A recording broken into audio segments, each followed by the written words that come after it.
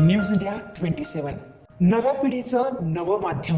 पंतप्रधान नरेंद्र मोदी उद्या 27व्या राष्ट्रीय युवा महोत्सवाच्या उद्घाटनासाठी नाशिकमध्ये दाखल होत आहेत. त्या अनुषंगाने राज्याचे क्रीडा आणि सांस्कृतिक मंत्री संजय बनसोडे हे मागील काही दिवसांपासून नाशिकमध्ये तळ ठोकून आहेत. हाच योग साधून अखिल भारतीय भ्रष्टाचार निर्मूलन संघर्ष समितीने त्यांची भेट घेतली आहे. 12 जानेवारी हा स्वामी विवेकानंदाचा जन्मदिवस असतो.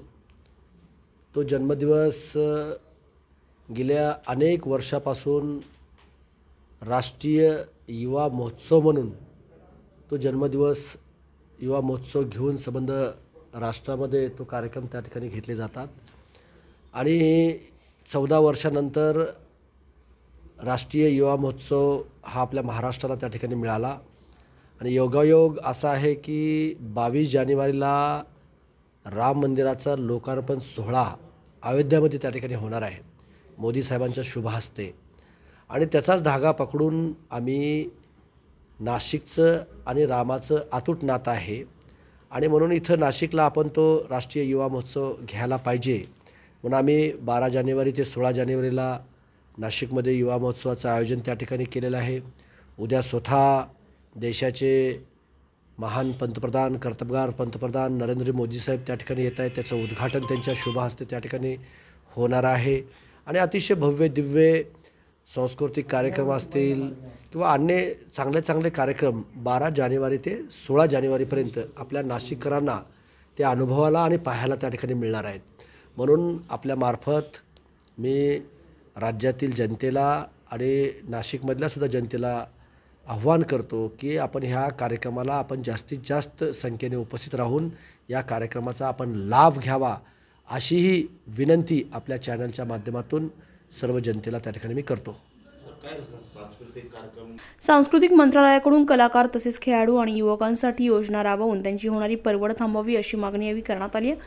यावेळी शिवसेना नेते भिवानंद काळे यांनी अनेक विषयांवर सांस्कृतिक आणि क्रीडा मंत्री संजय बनसोडे यांच्यासोबत चर्चा केली आहे.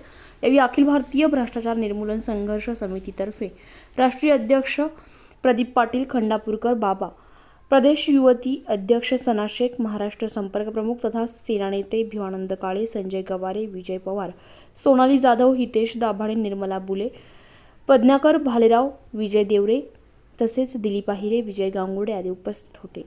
आदरणीय देशाचे पंतप्रधान माननीय मोदी साहेब यांचं उद्याचं जे कार्यक्रमाचं आपलं युवा मंत्रालयाकडनं जो कार्यक्रम आहे हा नाशिक जिल्ह्याला जो मान पुऱ्या भारतभरातून नाशिक जिल्ह्याची निवड झाली आणि हा युवा महोत्सव क्रीडा महोत्सव हा नाशिकला मान मिळाल्यामुळं आज माननीय संजयजी बनसोडे साहेब, लातूरचे पालकमंत्री आणि आमचे आदरणीय सर्व अखिल भारतीय भ्रष्टाचार निर्मूलन संघर्ष समितीचे प्रदीप पाटील खंडापूरकर बाबा यांच्या आज नाशिकला योगायोगाने आज या कार्यक्रमाला ते आल्यामुळे आम्ही नाशिक जिल्ह्याच्या वतीनं अखिल भारतीय भ्रष्टाचार संघर्ष समितीच्या वतीनं नाशिक जिल्ह्याच्या वतीनं महाराष्ट्राचा एक संपर्क प्रमुख म्हणून आणि आमच्या नाशिक जिल्ह्याच्या युवती सनाताई शेख, महाराष्ट्राच्या युवती अध्यक्ष, आम्ही सर्वांनी नाशिक जिल्ह्याच्या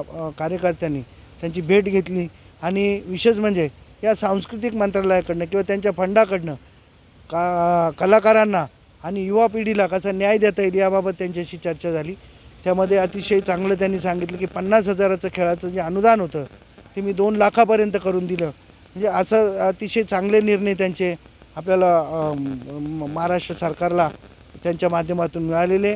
म्हणजे जेणेकरून लातूरला जेव्हा जो विकास होता म्हणतात पवार आपले विलासराव देशमुख साहेबांच्या नेतृत्वात तसाच त्याही चांगल्यापेक्षा विकास आज बनसोडे साहेबांच्या संजय बनसोडे साहेबांच्या वतीनं लातूरचे कायापालट झाले. मी म्हणतो लातूरचीच नाही पुऱ्या महाराष्ट्राची कायापालट त्यांनी करावी अशी देखील त्यांच्याशी मी चर्चा केली.